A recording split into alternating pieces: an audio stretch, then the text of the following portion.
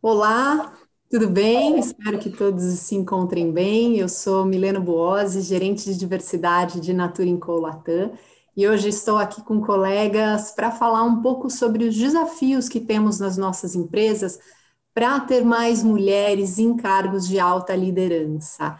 Eu dou boas-vindas para a Bárbara Galvão, head de diversidade da Uber, para a Cristiane Romano, sócia da Machado Meyer, e o Rodrigo Rubano, de Desenvolvimento Organizacional da Clabin.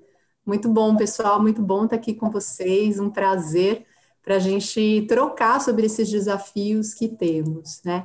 Esse movimento, ele é parte do programa Equidade e Prioridade, que aqui no Brasil atua em três pilares principais: a Carta de Compromisso e Conscientização das Empresas, o Programa de Capacitação e Mentoria e Advocacy, e em 2020, 15 empresas assinaram, estão participando dessa iniciativa, entre pequenas e grandes empresas de diferentes regiões do Brasil.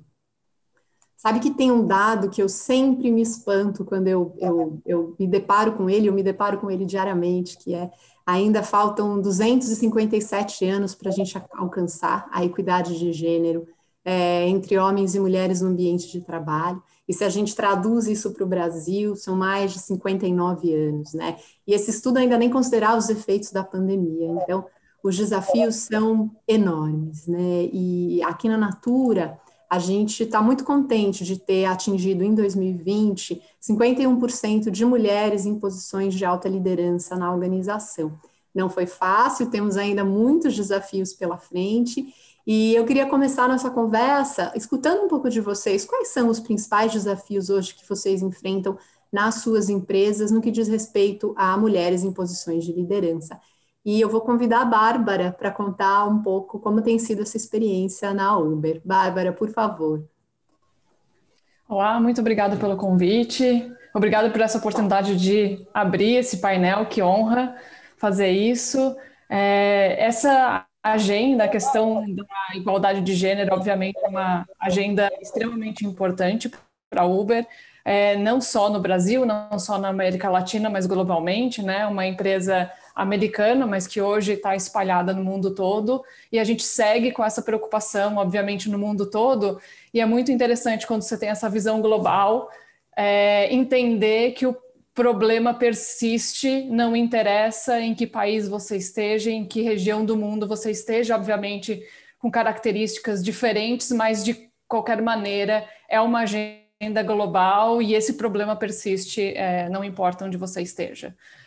Na verdade, eu acho que uma das primeiras questões que a gente assumiu na Uber é tentar entender qual é o problema, qual é o tamanho do problema. Obviamente, isso se traduz muito num compromisso de transparência em relação a números, e aí não só transparência interna junto aos nossos funcionários, mas externa. Então, a Uber publica anualmente um relatório de diversidade que compartilha os dados não só de gêneros, na verdade, a gente traz outros dados, traz outras interseccionalidades, mas eu acho que isso é parte importante da nossa estratégia, assim, vamos falar sobre isso, né? E uma vez que a gente abre os dados, que a gente acompanha como a nossa estratégia está se desenvolvendo, a gente consegue não só acompanhar isso, mas criar ainda mais estratégias e outros objetivos para a gente avançar ainda mais rápido. Então, obviamente a gente faz muitas outras coisas, mas o que eu queria destacar aqui é essa questão da transparência, dos números e, obviamente, isso vem junto com um compromisso da alta liderança, que mostra isso, né, internamente, mas que mostra externamente para os acionistas, para o público externo, e aí essa combinação, né, de números, de compromisso e de liderança tem feito a gente movimentar a agenda não só no Brasil, não só na América Latina, mas no mundo todo. Então, eu gostaria de destacar isso em relação a essa agenda dentro da Uber. Muito bom, Bárbara. Compromisso e transparência, né? Acho que são dois comportamentos que a gente destaca, né, nesse papel das empresas. Como é importante assumir os desafios, lidar com eles, falar sobre eles. Acho isso realmente muito importante. E você, Cris, como estão os desafios?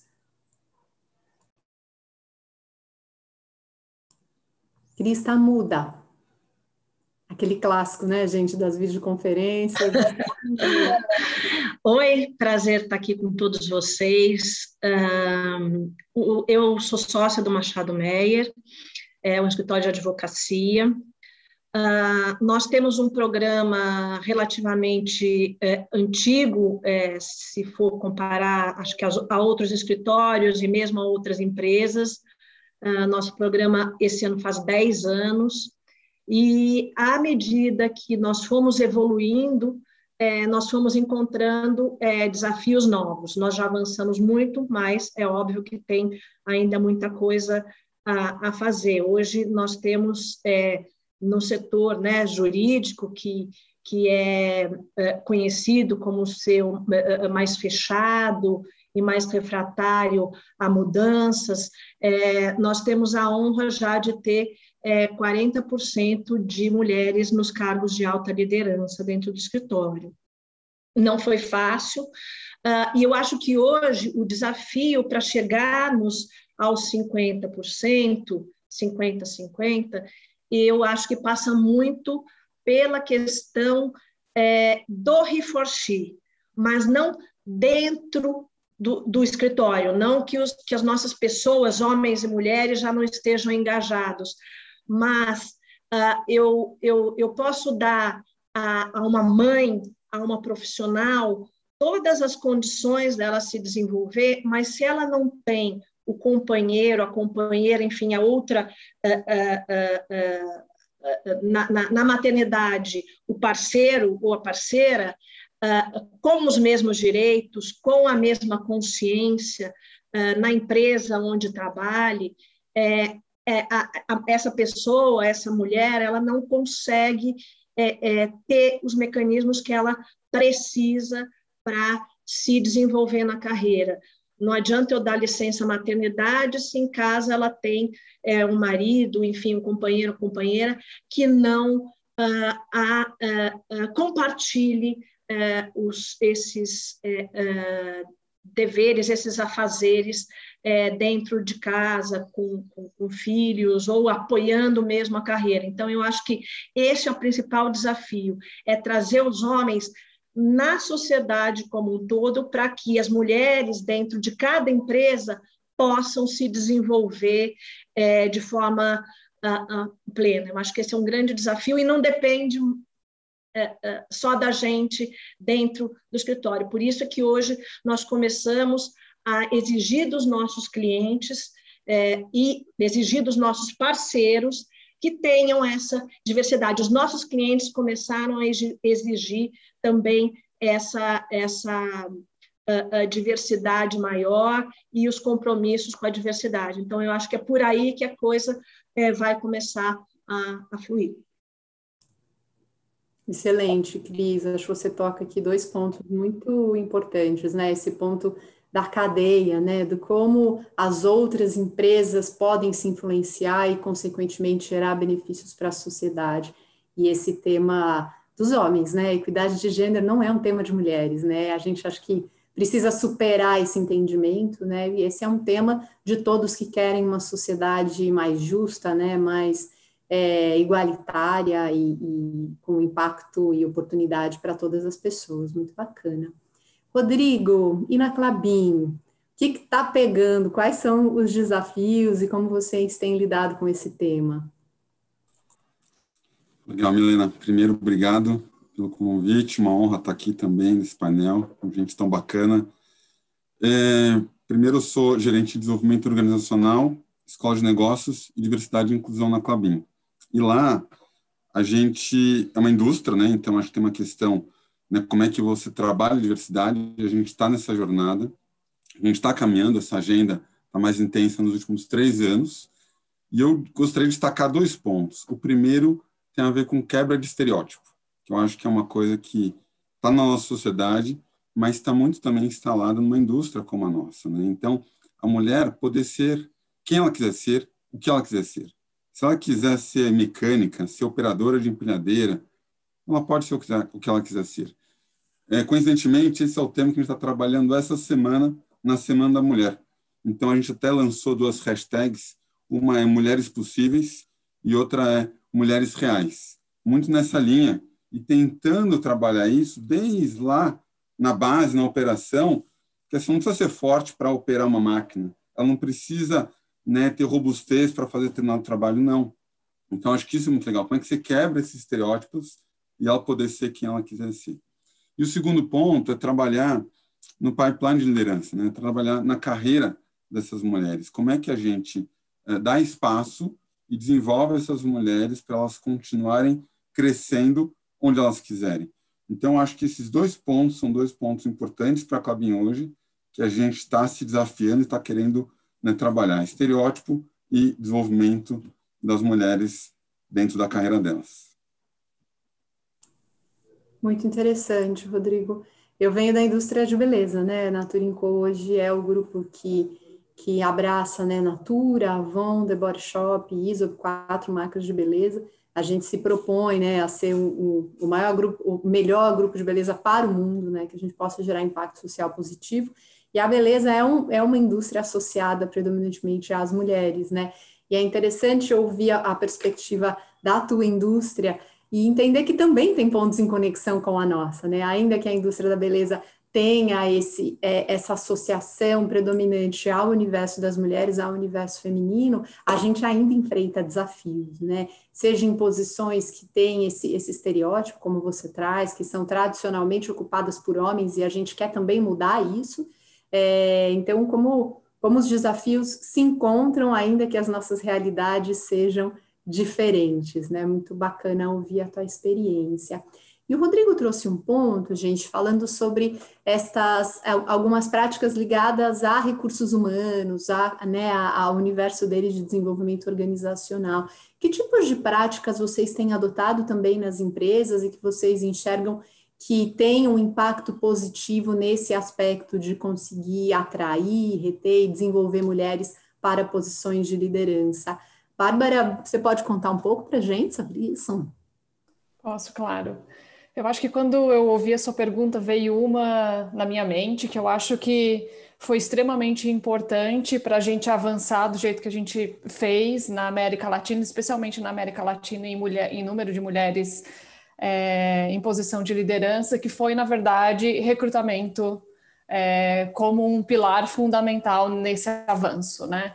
Então, acho que teve 2 exercícios dentro de recrutamento que foram bem importantes. Um deles foi mapeamento de mercado, né? Então, uma das grandes reclamações é que a gente não conseguia achar, não conseguia manter o tempo dos processos seletivos, que levava muito tempo.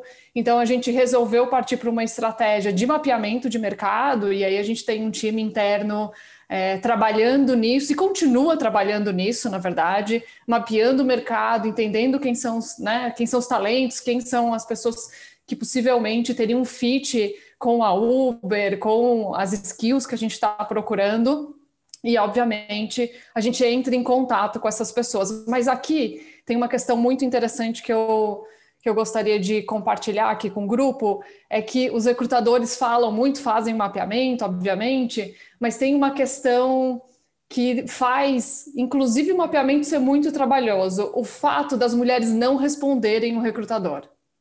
Então, eles falam, diferentemente dos homens, a gente entra em contato com eles, eles podem estar interessados, eles podem não estar interessados, mas eles respondem o recrutador.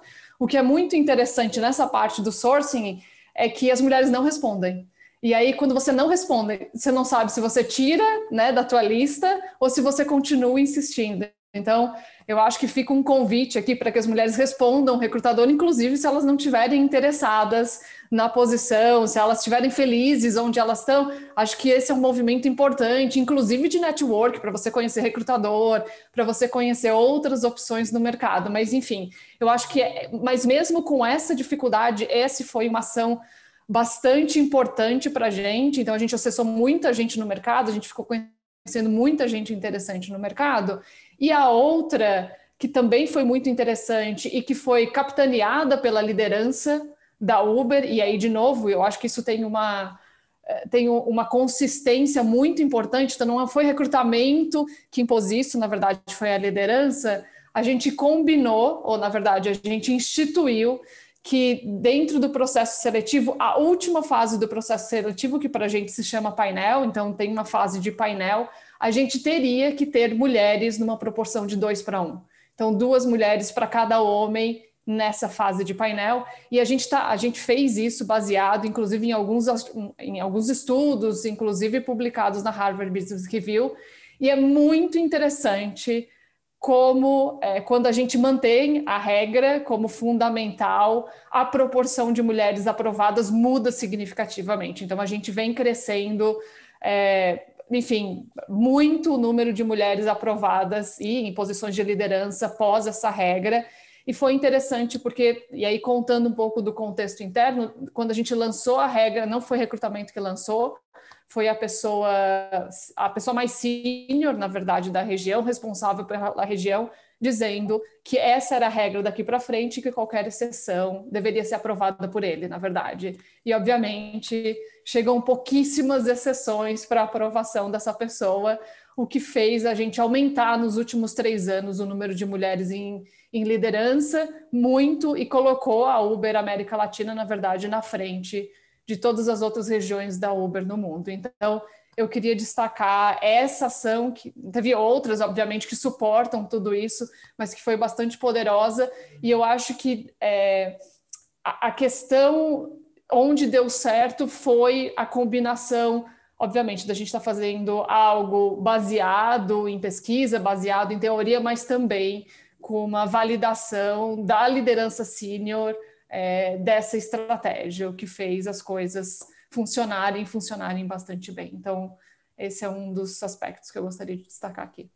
Muito bacana, muito bacana. Critério, processo, revisar as nossas práticas constantemente, certamente é fundamental, né, para avançar aqui. Em Natura, a gente tem também uma regra onde todo o processo seletivo de posições gerenciais acima sempre devem ter 50% de mulheres entre as finalistas, né? Então, parecida com a da Uber, acho que a Uber trouxe ainda um pouquinho mais, muito legal, mas é muito importante, né, revisar esses critérios, até para poder atuar na eliminação de algo que a gente ainda vê muito presente nas organizações, né? Esses vieses relacionados aos estereótipos de gênero, relacionados não, aqui essa área não tem mulher, aqui não vou encontrar. Então, essas regras nos ajudam a mudar a percepção, o entendimento, né? Muito bacana, Bárbara.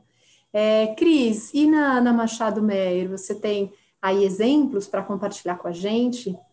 Então, no Machado Meyer, como é um escritório de advocacia, um pouco diferente da Uber e até da Natura, a gente tem uma base de mulheres no início da carreira muito grande. Às vezes é difícil contratar homens, porque realmente a base de mulheres no mercado. Aqui no Brasil, a gente tem estudante de direito 50-50, e pessoas e essas pessoas que se inscrevem na ordem e viram advogados também, hoje em dia, está 50-50. Então, nós temos uma base muito grande de mulheres, e, em geral, as mulheres são mais preparadas, estudam mais, enfim. Então, essa questão de não ter quem contratar não é um problema para a área jurídica, para os escritórios de advocacia. O que nós fizemos no Machado Meyer? Lá, há 10 anos atrás, nós criamos o programa de mentoria. Então, as sócias do Machado Meyer se capacitaram, nós tivemos que estudar também, e passamos a fazer mentoria de outras mulheres, né? Então, e esse programa teve muitos, além de outras iniciativas, esse programa teve muito sucesso, tanto é que nós começamos há 10 anos atrás com 24% de mulheres na alta liderança, e hoje nós estamos com 40%. Então, acho que a mentoria, o horário flexível para pais e mães, então, para homens e mulheres, né? Aquela questão que eu falei da cadeia, então a gente começa a cadeia dentro do escritório. Então, nós damos para os pais esse horário flexível no primeiro ano de da criança, né? Isso hoje até vai mudar, enfim, por conta da pandemia, mas isso é feito. Então, eu acho que a mentoria, o horário flexível, a sala de amamentação no escritório, a preparação da mulher quando ela vai ter o bebê, a gente tem um programa que também ajuda nessa fase. Então, eu acho que todas essas coisas nos ajudaram a ter esses 40%, espero que nos ajudem a chegar aos 50%.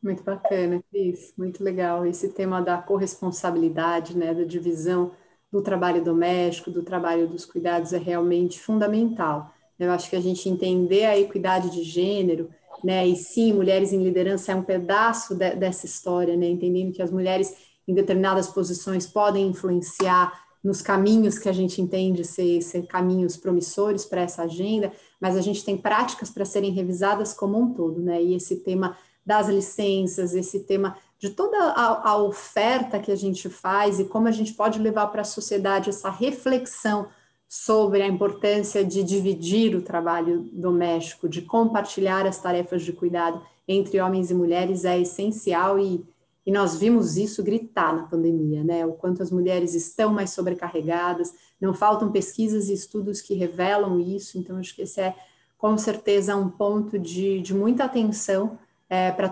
todos nós, né, todas as empresas e para a sociedade mesmo, dentro das nossas casas, né, e como isso se conecta com mulheres em liderança. Acho que um excelente ponto. Rodrigo, você contou um pouco, né, dos desafios que vocês têm na Klabin, como vocês têm avançado. Tem alguma outra prática, alguma regra, processo dentro do universo aí de RH, de desenvolvimento organizacional, para nos inspirar e compartilhar aqui com a gente? Legal. Tem sim, acho que algumas coisas até cruzam que vocês falaram, como sala de aleitamento, que a gente já temos algumas, estamos expandindo, próprio shortlist para finalistas, mas acho que é legal destacar duas. Uma tem a ver até com o que eu falei anteriormente, de liderança, que é a sucessão. Então agora, dentro do nosso ciclo de performance, todo líder, ao indicar sucessores, ele tem que indicar pelo menos uma sucessora mulher, né? Então, mesmo que às vezes na área dele não tenha, ele tem que buscar de outra área. Então, isso também vai criando uma cultura, né, especialmente, desculpa, numa área como a nossa, né, que tem uma indústria que tem mais homens. Então, você começa a abrir mais espaço para as mulheres. E o segundo é um programa de liderança de gênero que a gente desenvolveu, que a gente fez e tem uma duração aí de praticamente 6 meses. A gente tem uma mescla de homens e mulheres, são normalmente líderes ou pessoas mais infantes na organização, e ele tem o grande foco de como é que você sensibiliza o tema, né, de gênero, que essas pessoas possam ser embaixadores do tema na organização. E o legal é que você tem uma parte teórica separada, tem parte junta, tem debate e tem um projeto aplicado ao final. Então, a ideia aqui é começar a trabalhar e sensibilizar fazendo esse programa, e depois o quanto a gente começa a extrair desse programa e essas pessoas disseminarem isso na organização inteira. Então, acho que essas são duas frentes interessantes que eu queria compartilhar. Muito bacana, muito legal, Rodrigo, esse olhar para o desenvolvimento aplicado, né, muito, muito interessante mesmo, e acho que faz todo sentido pensar isso, né, aqui na Natura a gente tem discutido muito isso também, né, e ainda que a gente tenha alcançado essa equidade em termos de posições, a gente ainda tem muitos desafios para manter, para olhar para algumas áreas em que o equilíbrio ainda não está do jeito que a gente gostaria, né, para pensar em como manter esse pipeline, né, as mulheres prontas, preparadas para os desafios. É muito legal conhecer da tua experiência também. Bacana. Legal, realmente tem sido feita, né? A gente vê que as empresas estão avançando, acho que movimentos como este que o Pacto Global propõe para nós, essa troca entre as empresas, de fato, nos traz um otimismo. Eu sou muito otimista de que a mudança é possível e de que os caminhos estão sendo construídos. mas ainda temos desafios. Então, a gente está se aproximando aqui dos minutos finais dessa sessão e eu queria ouvir vocês, como profissionais que estão dedicados e atentos a isso, o que vocês consideram aí o ponto crucial neste momento para a gente olhar para poder fazer os avanços que precisam ser feitos e a gente seguir nesse movimento positivo rumo à mudança? Bárbara, por favor, e aí se quiser fazer considerações finais também, fique à vontade. Bom, super obrigada. Provavelmente, e aí por conta do tamanho do desafio, eu acho que tem uma característica que é importante, eu acho que você traduziu isso um pouco falando da Natura, é que a ação ela é incansável em torno desse tópico. Então, não é porque você está numa situação razoavelmente confortável em termos de representação que, na verdade, sei lá, a inclusão está dada, ou que as pessoas, enfim, não tem outras questões que estão acontecendo ao redor disso. Então, eu acho que na minha experiência, o que eu venho aprendendo é que mesmo nos avanços, eles exigem que você tenha uma atenção redobrada, porque, na verdade, enquanto sociedade, a gente ainda não está no nível que gostaria de estar. E aí eu uso muito as sociedades nórdicas como exemplo, porque eu acho que elas são grandes exemplos, mas todo o avanço, na verdade, que eles conseguiram lá, eles são avanços que também estão baseados em políticas públicas, que exigem na lei a participação de mulheres em posição de liderança, que exigem na lei que mulheres e homens tirem licença maternidade e paternidade. Então, essa questão do avanço cultural, ela é difícil, e ela é tão difícil que países muito avançados trabalham, inclusive, né, criando políticas públicas que suportam essa mudança cultural. Então, por conta disso, eu acho que tem uma questão dos profissionais e das empresas, né, que trabalham sobre esse tema, de que a gente precisa ser incansável, né? A gente precisa estar sempre olhando, a gente precisa estar sempre mensurando, a gente precisa estar sempre analisando o que está acontecendo, o que é visível, o que não é visível, que a gente não está conseguindo ver. E quando a gente leva em conta a questão das interseccionalidades, isso ainda fica mais complexo. Então, tá bom, a gente está falando de mulheres na liderança, mas aí nós temos as mulheres trans, mulheres negras, e aí tem contextos que se somam a isso e que trazem uma complexidade importante.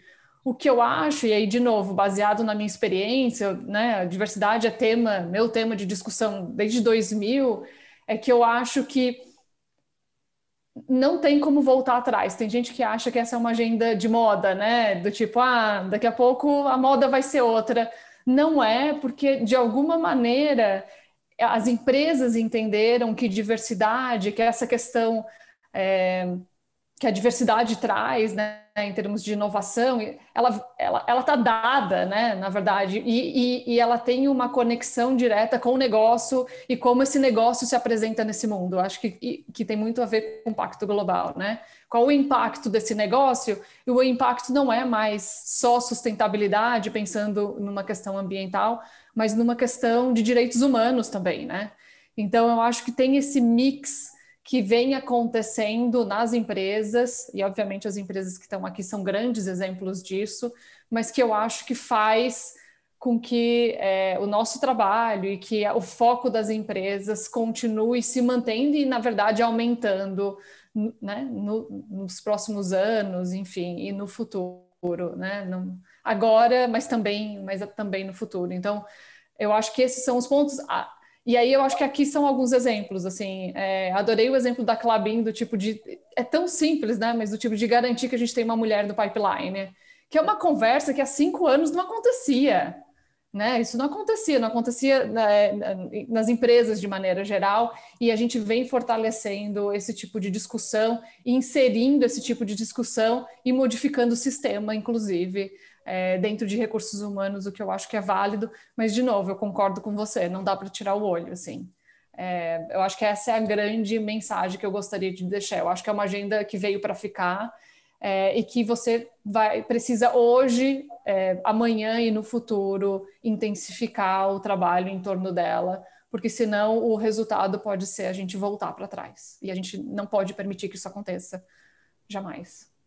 Legal, excelente reflexão, Bárbara. Estou de acordo, assim, 200%. Queridos, a gente chegou no nosso tempo.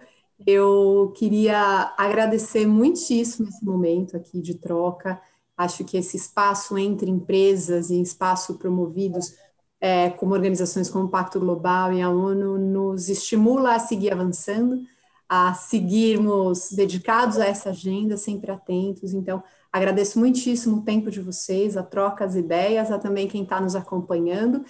Obrigada pela oportunidade. Espero que as nossas trocas e a nossa conversa sirva para vocês também se sentirem estimulados a avançar nas suas empresas, a promoverem práticas para a gente seguir avançando e chegar antes de 257 anos nessa equidade de gênero que a gente tanto sonha para as nossas empresas, para o mercado do trabalho e para a sociedade. Então, muito obrigada, um abraço a todos e até a próxima.